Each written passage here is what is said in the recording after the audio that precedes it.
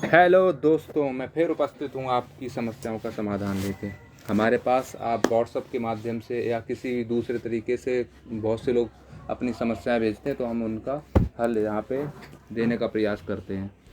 हमारे पास आज ये प्रश्न आया, कह रहा है कि एक आदमी ने अपनी पूंजी का 1/3 भाग 7% पर, 1/4 भाग 8% पर तथा शेष 10% भाग शेष भाग को 10% पर निवेश किया। यदि उसकी वार्षिक आय 561 रुपये है तो पूंजी कितनी है।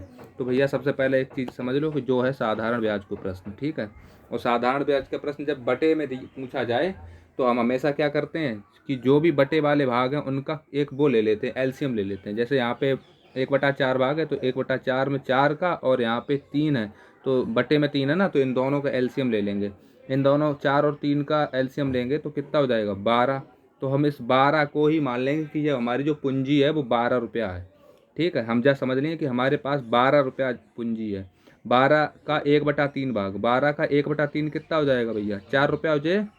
4 रुपये ही तो जाए 12 को 1/3 भाग, यानी कि 4 रुपया जो है वे हमने 7% की दर से निवेश करे, ठीक। प्लस कुछ इन लोगों प्लस लगाए दो।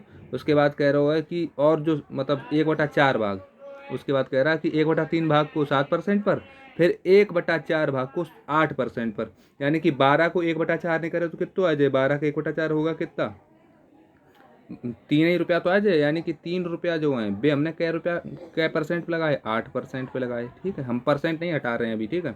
तो देखो 12 रुपया पास तुम्हारे पास टोटल थे, 4 रुपया जेब गए, 3 रुपया जेब गए, तो यानी 4 3 7 रुपया तुमने खर्च कर दे। अब बचे आपके पास कितने, आपके पास शेष कितने बचे, 5 ही रुपये तो बचेंगे। 4 3 7 खर्च हो गए तो 5 ही रुपये तो बचे। तो जो शेष भाग है उसे 10% पर, यानी कि यन पे शेष कितने बचे तुम्हारे पास 5, और जाय लगाए दो कितने पे 10% पे। अब इतनी बात हमें लगा आपको समझ में आएगी हुई है। परसेंट पे हमने परसेंट नहीं हटाया और आप परसेंट को हटाना भी नहीं। अब इन्हें सब टोटल को हल कर लो, ऐसे सब हल करो कितने हो जाएंगे 4 7 28 हो जाएंगे। यहाँ पे लिख रहे हैं 28%, और ये 3 8 24%, 24%, ठीक है। और यहाँ पे 50%, 50%, ठीक। अगले पेज पे चलते हैं। अब अगर हम इन सबको जोड़ेंगे 28 24 50 इन सबको जोड़ेंगे तो हमारा कितना आ जाएगा 28 और 24 52, 52 और 50 जुड़े हैं तो हो जाए 102। हम लोग अगले पेज पे चलते हैं। यहाँ पे हो जाएगा कितना तुम्हारे हिसाब से रुपए हो गए टोटल 102, ठीक है 102। तुम्हारे हिसाब से रुपया कमाओगे कितना 102 रुपया, ठीक। और किताब ने बताइए कि 561 रुपया कमाए गए, 561, यानी ये 102% है ये 102। और तुम्हारे हिसाब से 102 कमाए गए, इनके हिसाब से 561। तो अगर हम परसेंट को यहाँ से हटाएंगे, परसेंट को अगर हम यहाँ से हटाएंगे तो यहाँ पे 100 का भाग देना पड़ेगा, ठीक है।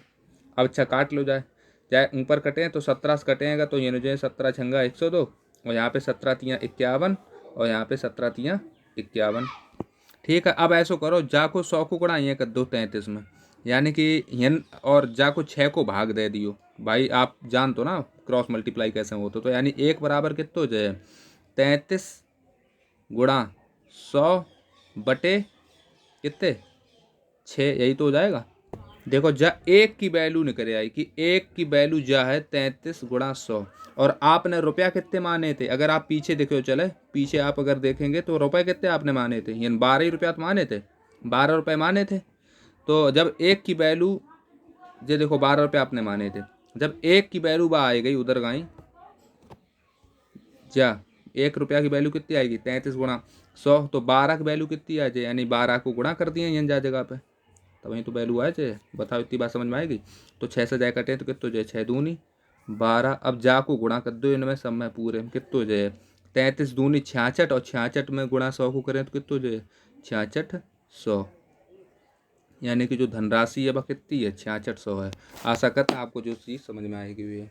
साधारण ब्याज में कछू ना हो तो सिर्फ जा देखना हो कि ब्याज जो होता है वो हमेशा गुणा के रूप में चलता है, और चक्रवृद्धि ब्याज होता है उसमें जो ब्याज होता है वो घात के रूप में चलता है।